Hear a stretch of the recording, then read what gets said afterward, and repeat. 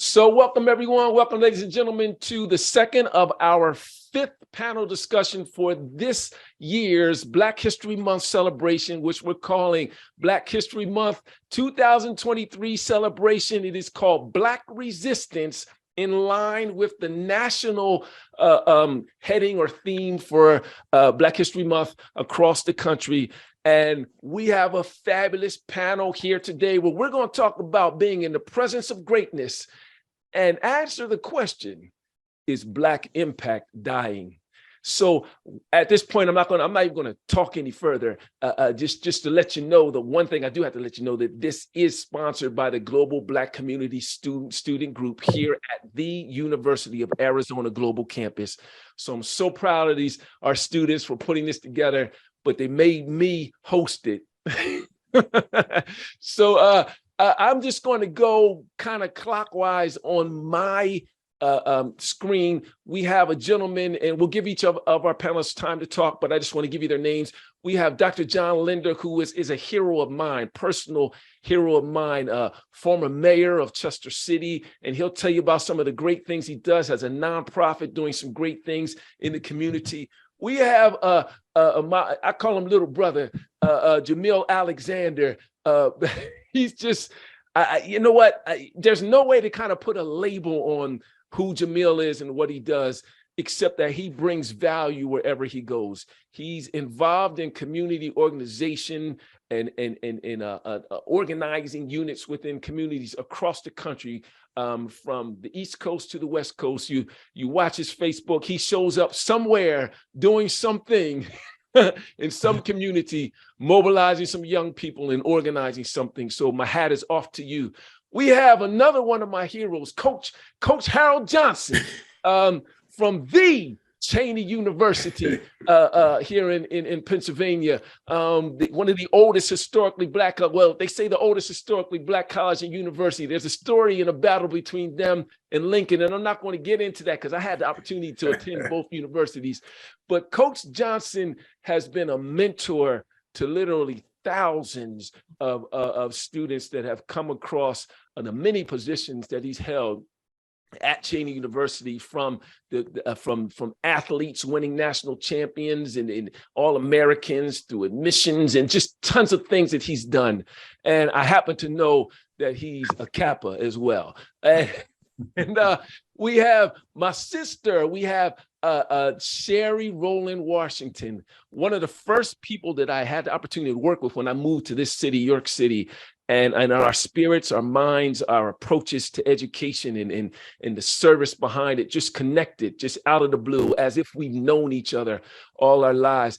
I watched this young lady single-handedly, and I'm going to say this, she's never heard me say this, but I watched her from a distance single-handedly change the course of the school district here in the city of York, the approach and the prowess, the academic prowess that our athletes have. I've watched her turn our young people from just athletes to scholar athletes. She is getting them prepared with SATs, ACTs, getting them in the clearinghouse. You're seeing every week someone signing and committing to another college. Single-handedly, she's done this work. If you're looking for something like that in your community, I'm telling you, she's the young lady to capture. And then we have, and I always say your name wrong, so I'm just going to say Miss McMillan. Who spent a lot of time as a journalist and doing some work with newspapers and things of that sort, and works a lot in our faith-based centers and is a great mentor for young ladies.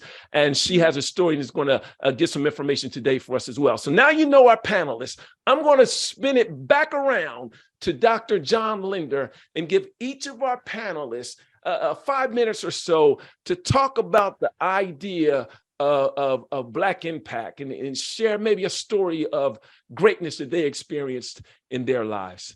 Dr. Linder, please take it away. Thank you so much, Dr. Miller.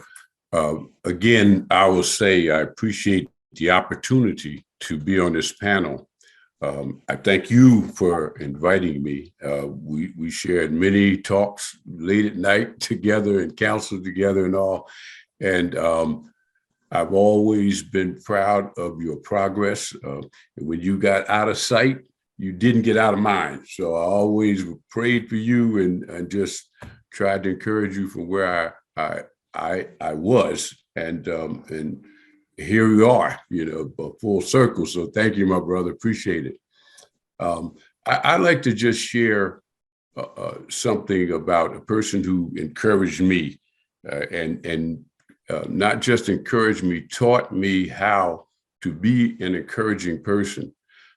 I went to Widener a few years back. It's obvious that I'm probably the OG in this group, so I'll wear that banner proudly. But a few years back, not seems like yesterday, but I was at Widener University, and those of you who don't know Widener is a university here in the city, former military college, and predominantly white.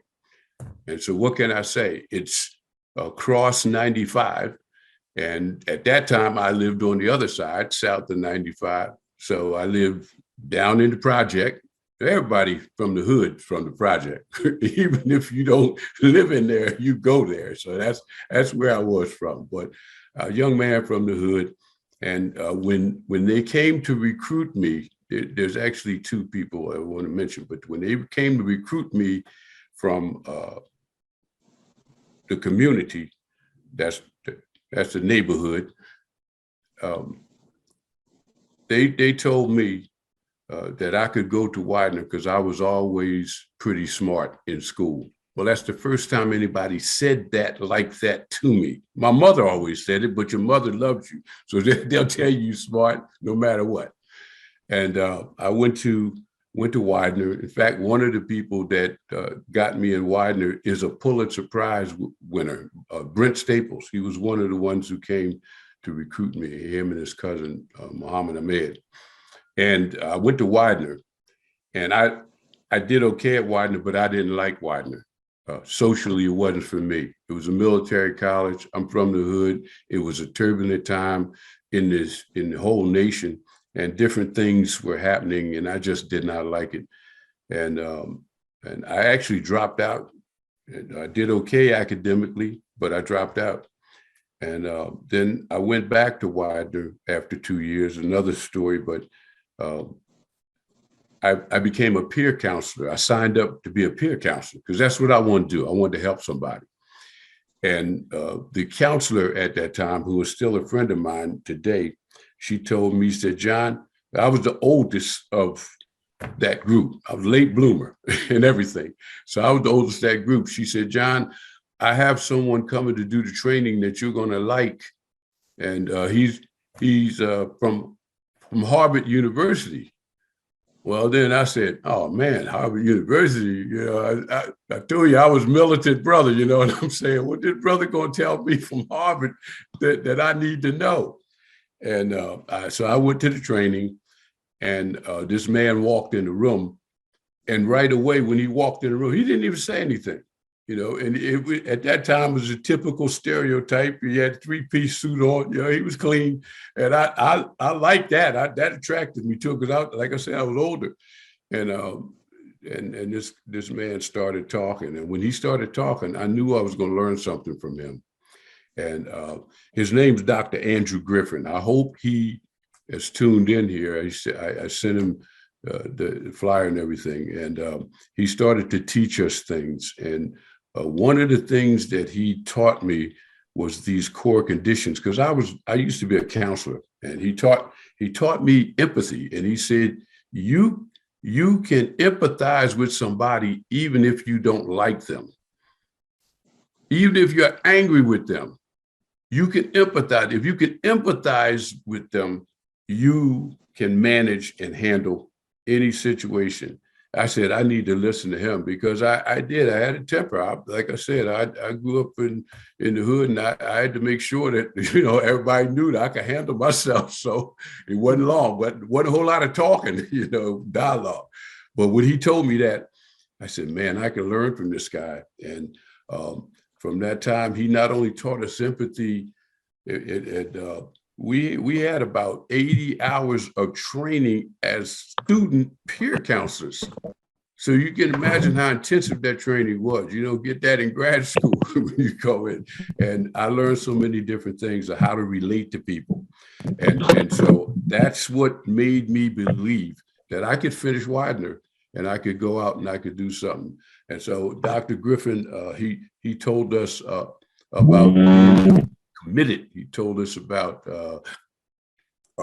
working with everyone. Don't take anybody for granted. How to attend, observe, and listen to people. And these were the magic ingredients that helped me out, excuse me, as I moved through. He knew that I needed what he had. I didn't think he had it, but he knew that I needed what he had. So it's been, I've come from going to Widener. I've been a counselor. I've been a college professor. I've been a senatorial candidate for the state senator's job. I ran for city council and won that. I've been a mayor, been a CEO, and a principal of a charter school.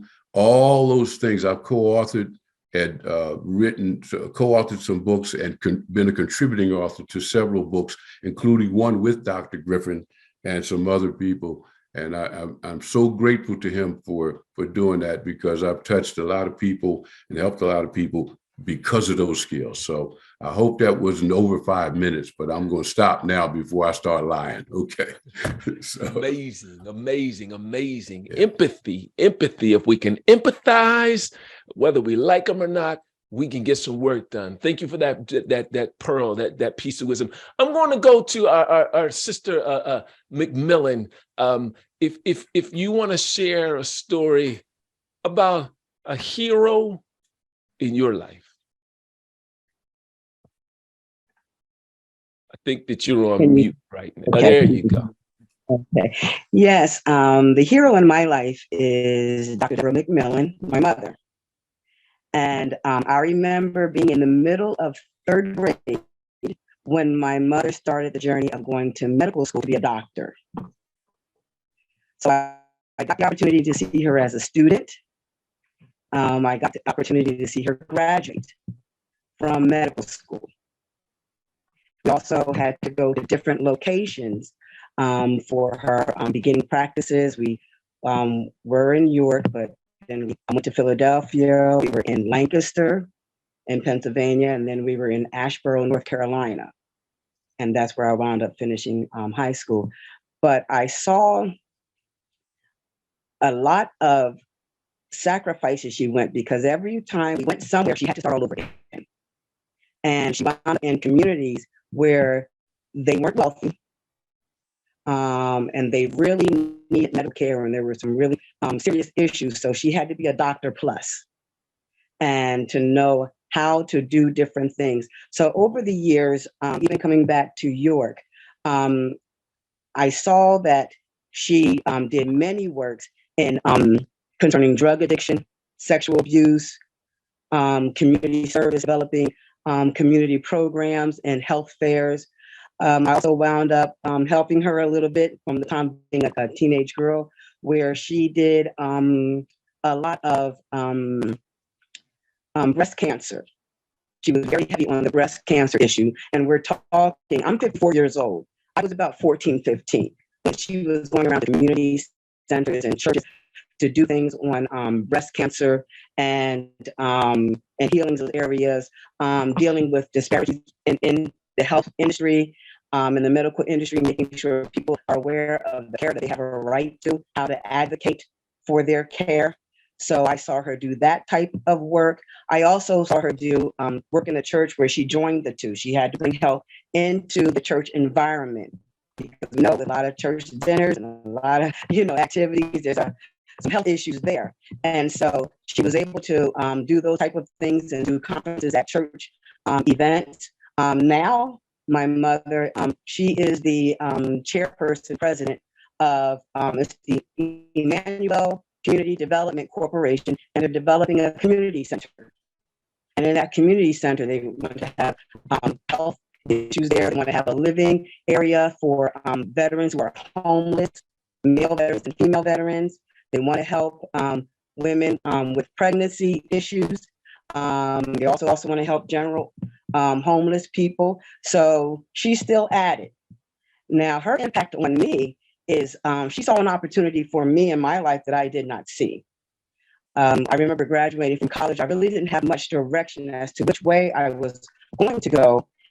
And she saw just a little ad in the newspaper that there was an opening for a sports reporter. Now, I love sports, but I've never done any type of reporting before, not even in college. But she told me about it, and I went to see about it. And it turned out I wound up the place she told me to see about it. I wound up with that paper with the York Dispatch for the next almost 20 years of my life. So, and from being involved with her and going into different places, we were in city places, suburban places, urban places, rural. Being in those type of places, it prepared me for the different areas that I would have to report on and the different places I would have to do.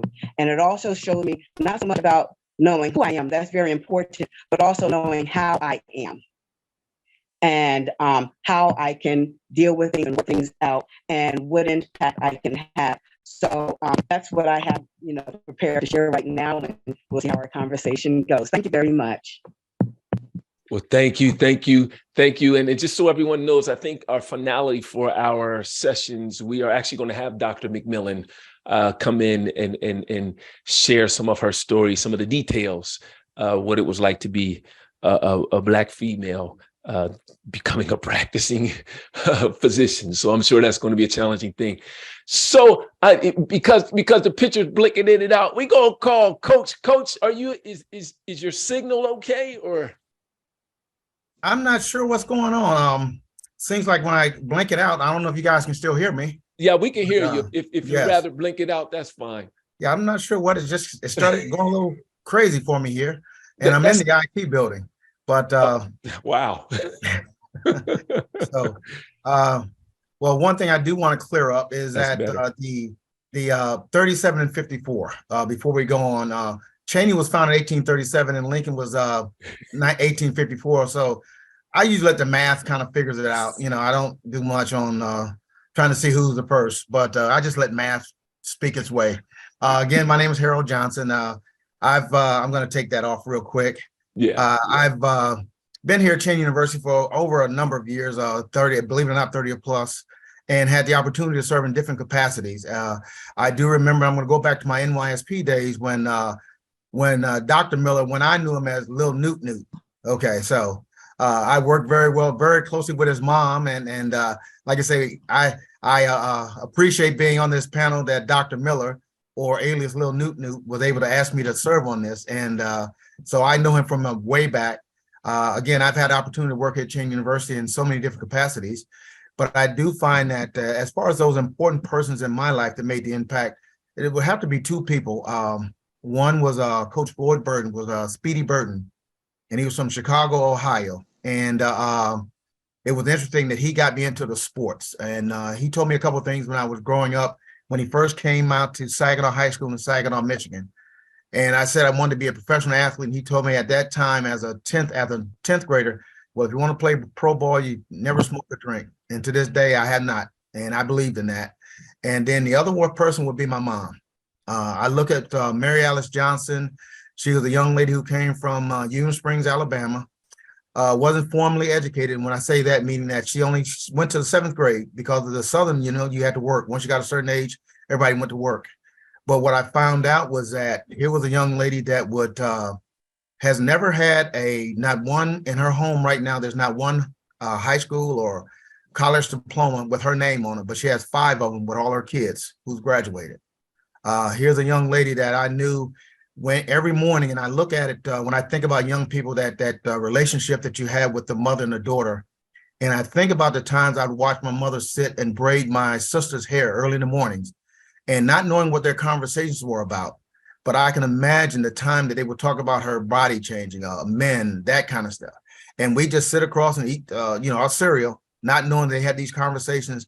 And to this day, I'm very proud of my younger sister and what she's done.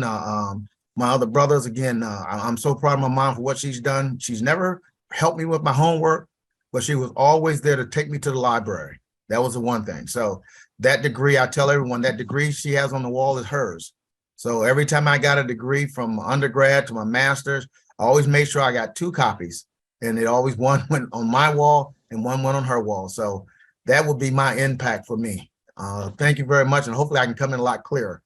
No, you love it, love it, love it. We can hear you fine.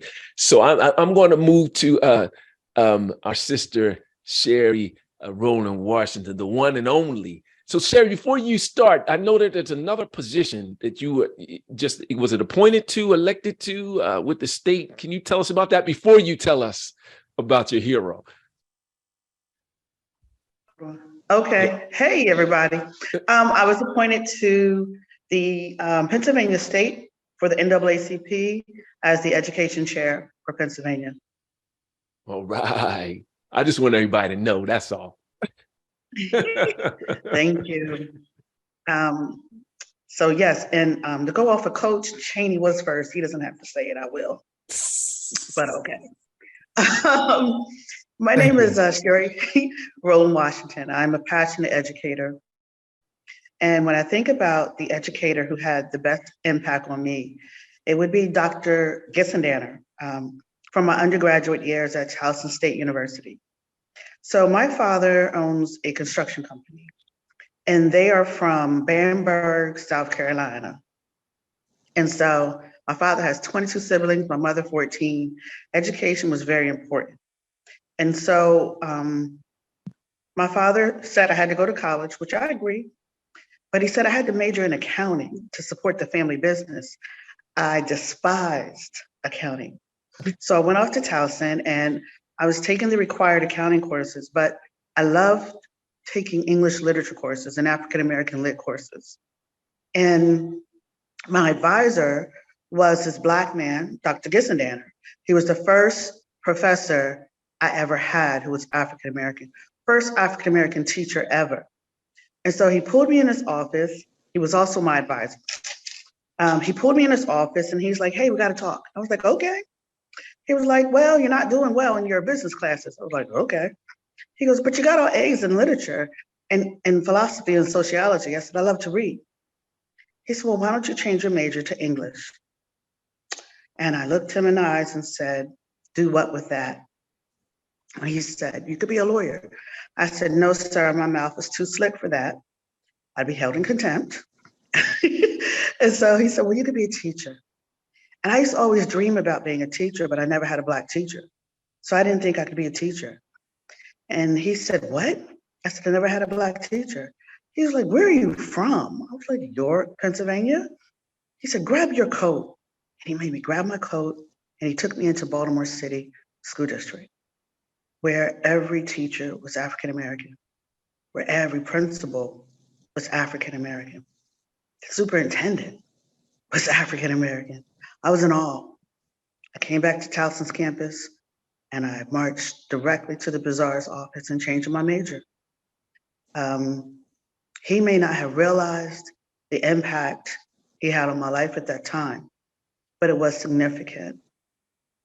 Now, funny story is my dad didn't know I changed my major to graduation, but that's another story for another time. But, he was, Dr. Gissendaner is the person who had the biggest impact on my career and my passion. Thank you. Amazing, amazing. I knew you all the time. I never heard that one. I thought you were actually going to talk about someone else. So I'm glad I got enriched today. So I say this young brother for last just because of his energy and his versatility. So Brother Jamil, who's your hero? Tell us about I love you. And first thing, again, thank God for this opportunity in this moment. Doc Wash creating the platform and the fact that the students wanted you to moderate literally affirms, the two who I wanted to highlight in this moment, you, Dr. Miller, and Doc Wash. So if you all don't know me, Philly, was struggling, got placed here through the juvie.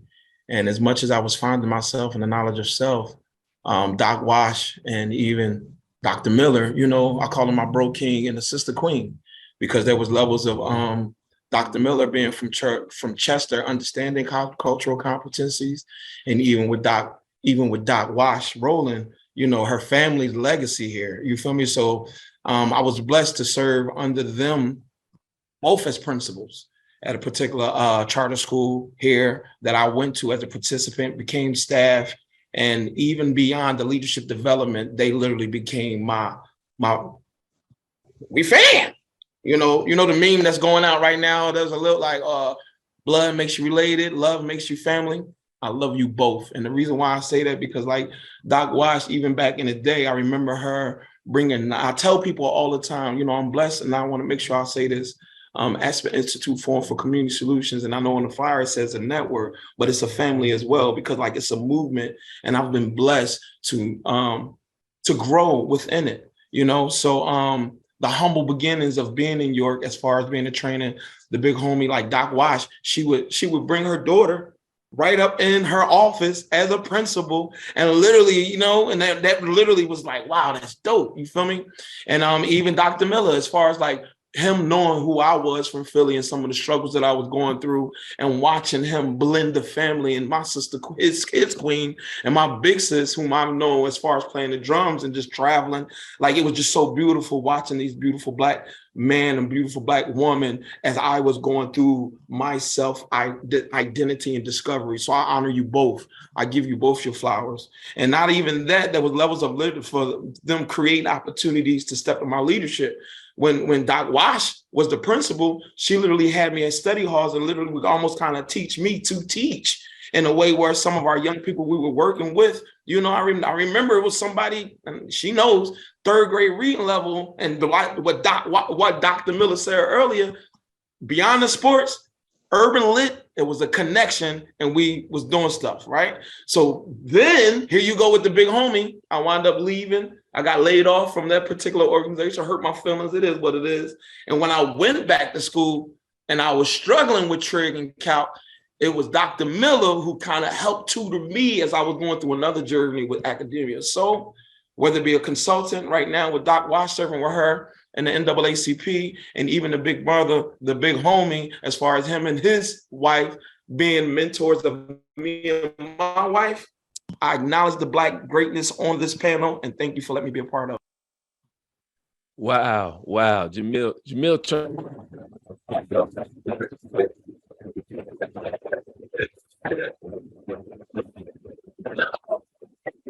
I can't hear you, Doc. We can't hear you.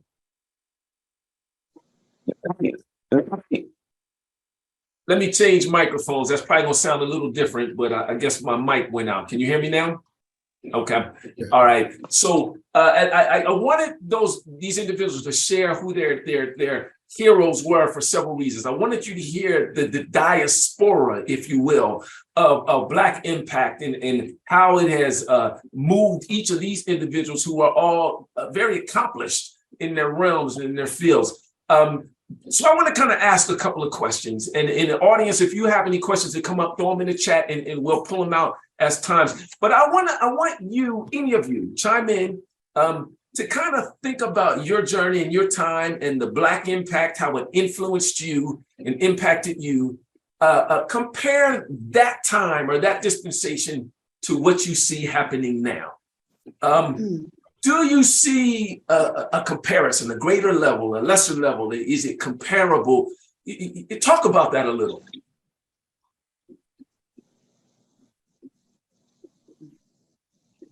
I don't know if I believe, I don't know if I could compare it, brother. What I would say is, one of the things from being a CA kid is it's ingrained that we always give back and help the next person. And so do I see a group of us encouraging the next group of leaders to always be community oriented and serve the community and to help the next person up? I would say yes. Especially, I'll give an example, as you mentioned about the scholar athletes. Last year, I had the pleasure of working with a group of young men who graduated We were together since 8th grade. And they knew they all had to have a 3.0 GPA going into high school, and they challenged one another. They challenged one another when they took the SAT. They challenged one another to graduate in the top 20%. They challenged one another to attend an HBCU. Some of them chose an HBCU, some of them didn't, but they all made sure they left York and that they're in college and that they secured scholarships to get there, academic scholarships. Some of them are playing a sport, some of them aren't. But what I saw was that they created this pact to make sure that each one teach one, the next one can go. And so when we think about the impact, I think it's important that we continue to pour into our young people and help them find their tribe and form a pact so that they can continue to support one another.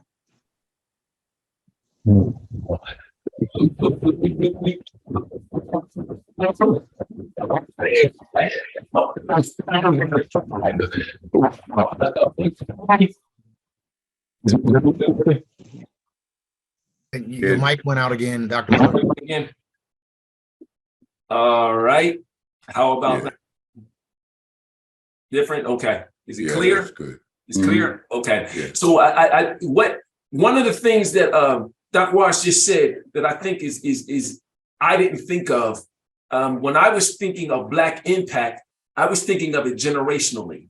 I don't know if anyone else was, right? She just gave an example of a longitudinal, if you will, example of a Black impact, how individuals in the same generation pooled together, right? So I don't know, but can I ask a follow-up question to you, Sherry?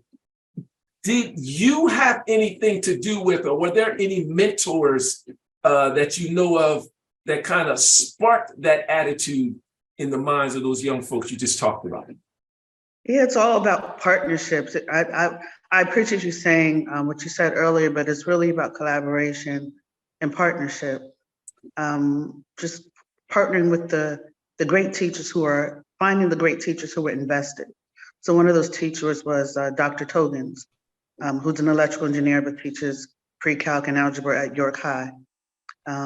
She had them enrolled in her dual enrollment course, and she poured into them. And all but one went off to college to major in engineering. And I don't know how she did that. From introducing them to other African-American engineers, partnering with their coaches who did support and made sure that, we were a tag team. They need to be here, they need to study.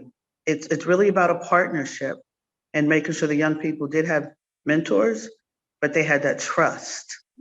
They had that trust that we were going to put their intentions first. Love it. And not have a hidden agenda. Love it. Love it. Love it. I don't know if anyone else wants to chime in on that, or do you want me to throw another question up to you? Well, I think we have to look at when you say, especially for people like me. I'm 20th century, now living out my life in the 21st century. So those role models, I mean, there were plenty of people, like one of the first books I read when I went to Widener was by a person named Elliot LeBeau. And the name of that book was Tally's Corner. I never will forget it because that's where they found me on the corner. I was on the corner drinking when they came to recruit me. I didn't tell you the full story, but I got to share that with you. And one of those guys said to me, you can go to college and take that wine with you. And I put the wine down and I said, show me how to do it.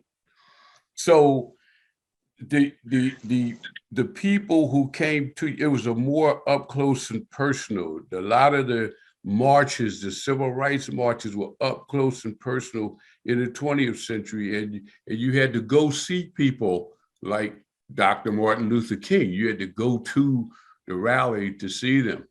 21st century, we've got technology that kind of separated us. You don't have to go there. Look what we're doing right now. So I can see you on TV and connect with you and get communication with you. but I don't have to physically. There's something magic about physically being in the room with somebody. So for me, I think when you say, is it the same? Is it better or worse? For me, it's like it's happening. If Black Impact is happening, it's happening in a different way than it did in the 20th century. The connections in connecting with people. In order to connect with you now, all of you are younger than me, but I gotta do this, I gotta do that, and hey, hit you up on the text and so forth. Wow. So I gotta learn the language of how to survive in the 21st century. But kids, younger people right now, and you can see it, we had to march, or we felt anyway, we had to march, and because the communications were limited in some capacities, but we marched and so forth. Now there's a rise up. You can see different things. Black Lives Matter, just woof, rose up out of the reaction to a lot of the violence and police violence and so forth. So I say it's different. And the impact is more individualized than group. It's more individualized. So people are getting impacted. We don't know it. So as we teach and share with people, we want to share with them not only to be able to make it, but to learn how to share it and help somebody else make it, and to let people know that. I see. So I don't know. I'm checking again because I've been off for a minute. So is the mic still not working? Yeah, no, I'm good. Okay. Yep. So I like one of the things he said is different. And another point that he pulled out is if it's happening, we may not see it the way it did in his generation. I want to kind of move on to another question. I'm going to combine two together so anyone can jump in on this. So what are some of the things that motivate you or encourage you to be a positive, I'm going to say Black impact in the community? And what are some of the deterrents that make you not want to be at times? Because there's got to be two sides to every story. Yeah, I can jump in on that one, and it's kind of piggybacking what Mr. Linder was kind of mentioning as far as like as a millennial, one of the things I realized, the virtual vibes is real. But we all know with 2020, whether it was COVID or even the uprisings throughout the summer, there was levels of community still happening amongst the young people. Right. And and just thinking about, the both as far as the Department of Education and with the feds, one of the things, studies said was the main thing everybody missed across the nation when they asked the schools and teachers was the community. So the fact that Dr. Wash even talking about, that pack, that tribe, it's important. That's as people, as far as Black magic, like that magic works when we're in person. But with that understanding, when the young people wanted to hit the streets and really start uplifting their voice, those who were there, that was the instant connection. Yes. Because as much as it's been individualized, what I have learned in these past couple of years, as far as the grassroots back in the day used to be door to door, but now it's like, okay, I'm in the inbox and the DM. Yeah. So it's like, how do we find that balance? So that, so it can be good and bad, but me as a Gemini, I just try to find balance. I love it. Anyone else want to chime in on that? I want to, and I'm gonna stay live until I start blurring. Okay. But I want to say I can tell the difference from being work on a college campus as long as I have, and knowing how it affects our young people.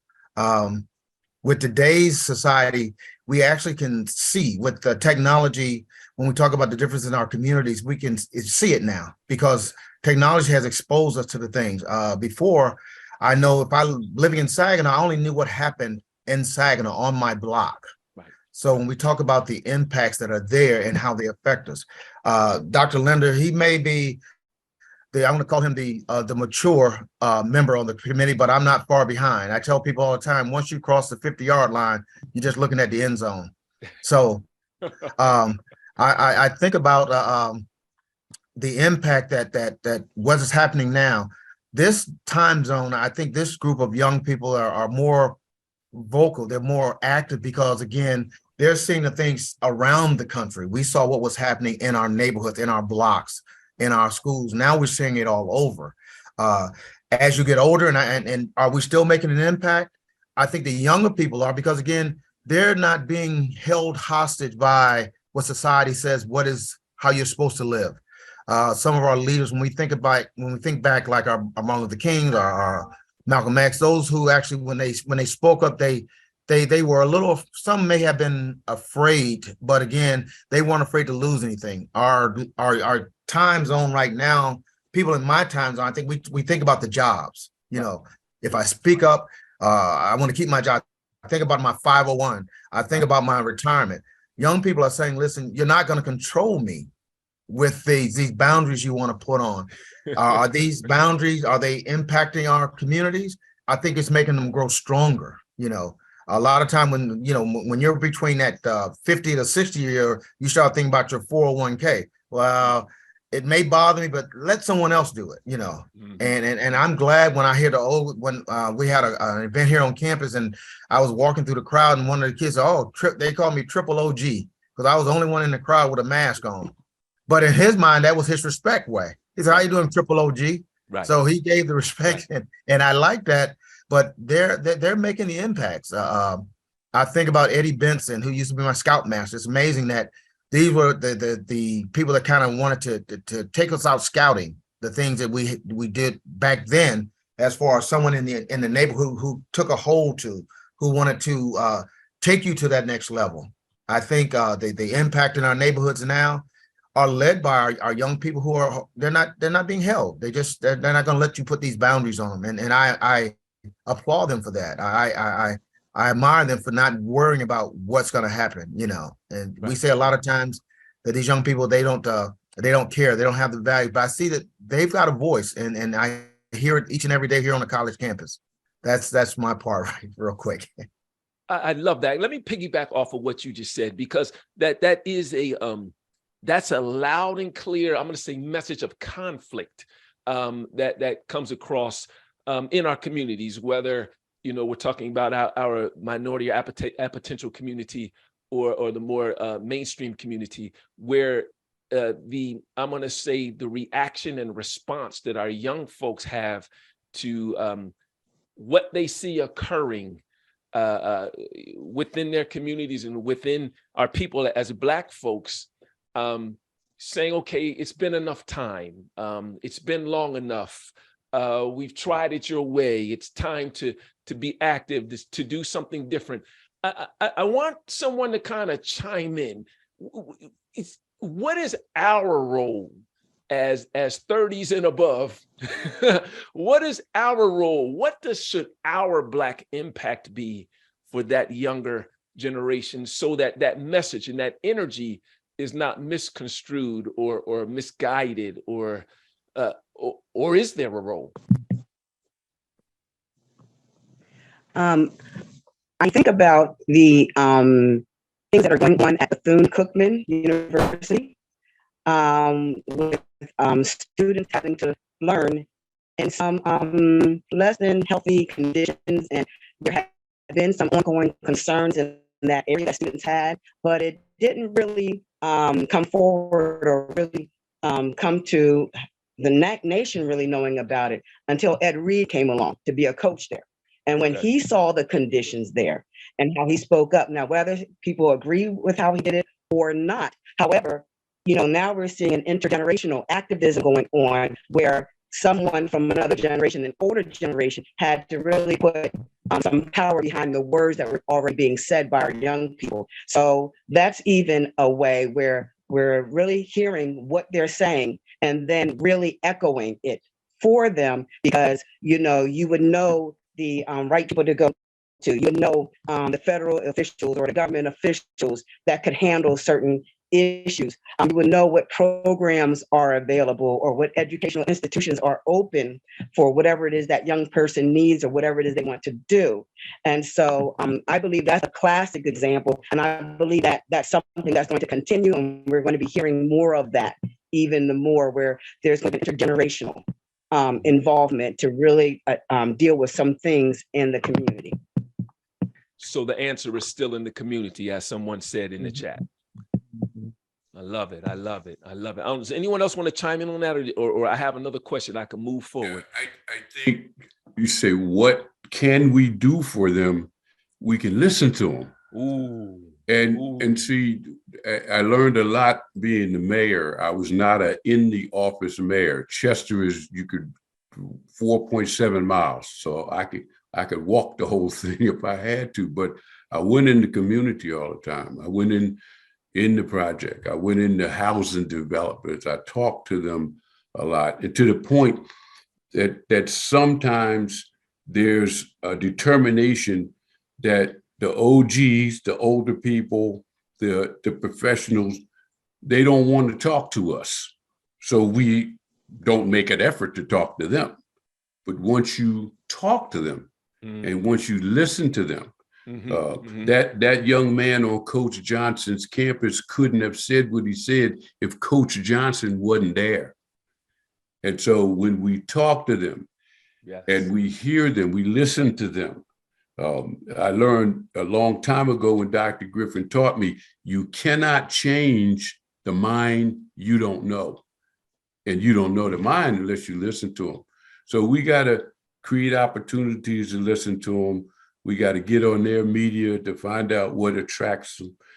And I do from time to time. I don't try to stay long, but I get on there and hear what's going on. But listening, I learned that was one of the greatest skills that I learned from Dr. Griffin. Attend, observe, and listen. That's the only way you can learn how to have empathy. I love it. Attend, observe, and listen. We have a lot of faculty on this one here, Dr. and I think those are some keys for them. Go ahead, Sherry. I love what I'm hearing. I want to bring up perspective as a former assistant superintendent in public ed and a former principal in private and charter school. When I hear your question, what can we do? We can fight. Ooh. Come on and talk about it. Pennsylvania, yesterday, a beautiful ruling happened. The courts found in our favor and declared the Pennsylvania schooling funding system was unconstitutional. Wow. That our poor urban schools were being deprived financially because 6 or 7 urban schools had the courage to sue the state and they won. Wow. So we can fight when we're in the midst of those positions and we're seeing we talk about an academic achievement gap. That achievement gap exists because of a lack of opportunities. The opportunity gap exists because we don't have equitable resources. So as the OGs in the system, we got to be like these young people, not be afraid to lose that pension. You got to fight. Ooh. Our ancestors fought for us to be here. Some of the things that we see happening in the public school system, oh no, we got to fight. You got to speak up. You got to fight. See, now y'all know why I wanted Wash on this panel. Every time she talks, the hair on my neck stands up. I'm ready to go. Right. I wanted to rock that way. Yeah. When we fight, we win. I love you, Doc Wash. And just to make sure I get this right, Dr. Linder as well. I call you Mr. I gotta honor you too, sir. To kind of piggyback and build on what you said, and even, I work for Aspen Institute Forum for Community Solutions, global network, 44 communities. I run a portfolio around healing center organizing. I work with and for the young people ages to 16 to 24, and kind of growing up and growing through and being where I am, a place of Black privilege. I want to encourage us to make sure we also listen to some of the wisdom that the young people have as well, because that ruling today was something that I knew being pushed out of the Philadelphia school system, being going through the juvenile justice system. Thank God for Doc Wash, Dr. Miller, parents, and here we are now. Right. You see what I'm saying? So listen, let's listen and engage with our young people, because there's a level of wisdom and honor that our elders have paved the way, and even our ancestors. But then it's like the other doctor, look, I'm on greatness, Dr. Johnson, like they know what they need. So let's give it to them, the resources, but at the same time through wisdom and understanding. And all thy getting understanding. Yes. Seek. Yes. Yes. So I want to ask this question really quick, because we're kind of running out of time. So we talked about Black impact, and every one of you gave examples. I'm just going to call them heroes in your lives, and you are heroes in the lives of others. So my question is this. Whether the positives or the negatives or whatever that happens with Black impact or impact in the Black community, does that have to come from a Black person?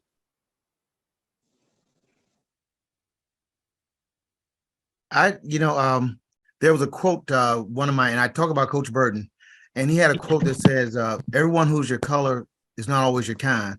Everyone who's your kind doesn't have to be your color. Wow. And that right there alone, because again, I think about it. I do work at the first HBCU. I got my undergrad degree in West Virginia in special education psychology. Okay. And it was interesting. Not only was Coach Burton, but Dan Antolik, Terry Bowden. These were coaches, but again, they were also models, role models. And you don't always have to be someone that's who, we always want to go for who looks like us. But you got to think back and think about those who, how many times you met someone that just, they open the door, they say good morning. Right.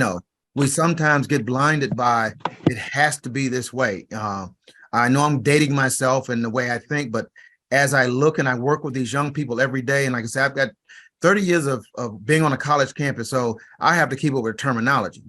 I just found out the other day I had swag, and I didn't, and my drip, Coach, you got nice drip, and I have to keep up. So, as you say, as we go along, and you can learn. I tell them all the time, you're going to learn from. You never know who you're going to learn from. I tell the students, if you're going to learn something from me, if you're within a 5-mile radius, whether you want to or not, and you're going to be my friend, just like today, I met 32. I met 33 new people today. So I tell the students all the time, you always want to work to add someone to your friendship pool. So I've got 32 new friends today, whether you like it or not. Okay, so you can't take that back. So again, you don't always have to be. You just never know who will impact you, whether it's from this neighborhood. Sometimes just driving through other neighborhoods can be a motivator. Right. It can be a motivator to say, that's what I want to do. Yeah, I can see someone in a nice suit and say, that's what I want to do. Whether or not what the color, or black or white, brown, it doesn't matter. Yeah. If they inspire you, if they trigger a thought, they trigger an emotion that makes you say, that's where I want to be. Anytime you want to go a little and elevate who you are and what you're doing, I tell my young people, they say, well, I never wanted to find myself wanting to do better than my parents, because I can't do what they did. So they did. I can't outdo what they did. So I think about those kind of things. So I don't know if I hit your point, Dr. Miller, but that's just how I think about it is, and how we should live our lives. Love it. Love it. Yeah, Coach, there's another quote that said, a little suggestion is that if you were drowning and a white hand reached out for you and a black hand reached out for you at the same time, which one would you grab? Both of them. Both of them, or the one that's closest. Yeah. So I think we have an array of needs, the Black community, old or young or whatever it is. This is one, all the above. The answer to this test question is not A, B, C, or D. It's all of the above. Love it. And if we're going to fight, if we're going to encourage, we gotta bring in those resources to help us all. Love it. We got about 4 minutes left, and there were a couple of questions in the chat. One was sent to Jamil, and then I have a question for you. So I want to say to you that I enticed a lot of faculty to come today by telling them that you were going to give them some answers, some solutions, some keys, some secrets that they could put in play in their courses and in their instruction, so that they could help our, what I call at potential, because I refuse to say at risk, our at potential students do better, be more successful in their education arena. So I'm going to come back to that. I want to lay that out first and give you some chance to think about it. But Jamil, someone said, what did you see in the older people that became mentors that drew you in? The mama's boy in me. Love it. The mama's boy in me in a way where my matriarch grandma, my great aunts, and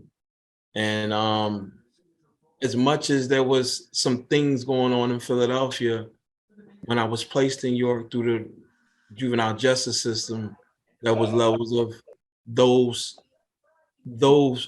the beauty and the struggle that was illuminated in front of my eyes as I understood York's side of racism and became a bigger picture of structural inequities. And I saw the struggle in everyone that I actually, you know what I'm saying? So it was like, and that, I've never been asked that question before, but there was levels like, dang, you got a sister queen who literally has, like, everyone aspires to do like apprenticeships and like different things like that. But it's like, I always just wanted a job where I can be a husband and a father. So Doc Wash bringing her daughter to her office, Dr. Miller literally blending a family, like, I became more appreciative, and I literally had to leave Philly to go through the criminal justice system to really see that.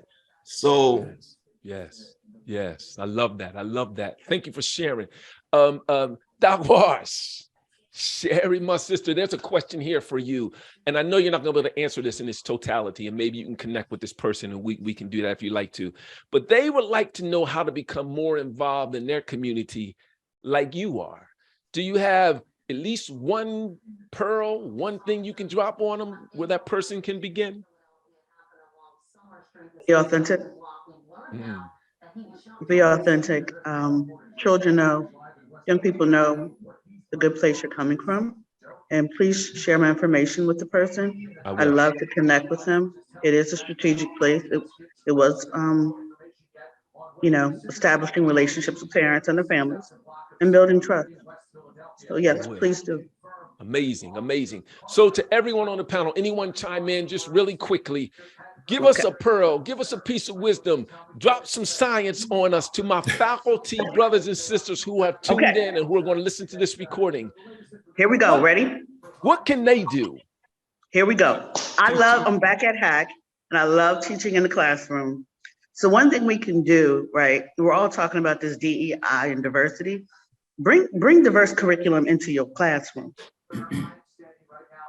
The curriculum that's outside of what we always teach, bring it in. I don't care if you only have one African-American student in your classroom, bring in that literature, bring in that essay, and have a conversation around culture.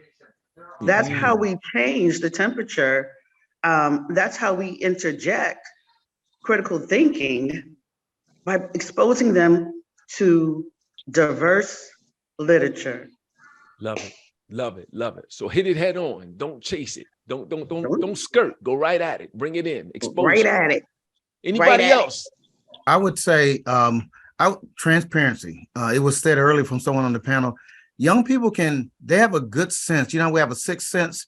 They know when someone's truly sincere and really wants to be there for them. They can pick it up from across the street. So if you have that student of brown or black in your office or in your classrooms or in your organizations, be transparent, be open. Sometimes they look for guidance. They don't want a buddy, because I find when young people feel that you're trying to be like them, that's not who they're looking for. They're not in your office for you to be like them. They could be one of the buddies out on, hanging out and whatnot. So be transparent. And I have a quote, don't base your decisions on the advice of others who don't have to deal with the results. Ooh. Because again, sometimes you have to be, you can't always take advice. Ooh.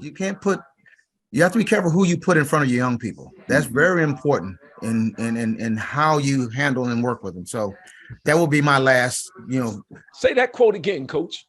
Don't base your decisions on the advice of others who don't have to deal with the results. Because a lot of times our young people get in trouble because they're encouraged by outsiders.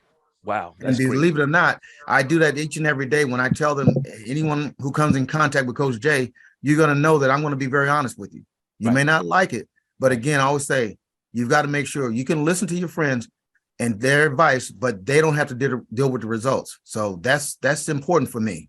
Love that. Important for me. Love that. That is something to share, but I think that's something we have to apply in our own lives as adults as well. Anybody else has something to tune in, to chime in on that? Just make sure, go ahead. You, sir. Just make sure that you teach them how to relate to each other, and they will do better in relating to other people who come in. And you teach them how to do little assessments of themselves, so they know when they're on point or not. I'm not talking about special ed and all that. Every child should be special ed. Everyone. You should have a special model for them. But I'm just saying, teach them how to relate to each other and relate to the information that we got a book called New 3Rs. It's called Relating to Information, Representing, and then Reasoning with it. And we do the same thing with each other. So if you hear them first and they learn how to hear and filter through that hearing, they'll do better when it comes to that diversity or something different or something that they didn't know. They could relate back.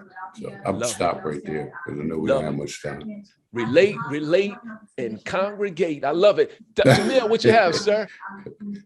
Yeah, BMWP, belonging, meaning making, well-being, and purpose. And I actually started with the purpose because there was different things that I actually saw now when I make meaning of where I am right now. I literally put in the chat as far as a healing center organizing, as far as us as people healing, starting internally amongst ourselves, but then reconciling and making sure we know who we are as people, to know thyself and continue to grow and learn. Nature and arts, academia, community. The white paper is in the chat for you because I know where I am.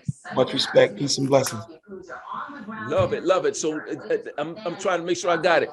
BMWP, belonging. John Powell, I got to make sure I give him his. Dr. Arnold Chandler, meaning making, well-being, and purpose. BMWP. Love it, love it, love it, love it. Is there anything? Do you have anything, Ayana, you want us to move on? I'll put it in the chat, King. Okay. Yes, one of the greatest gems that I was raised up with was to be prepared and understand how to be the only.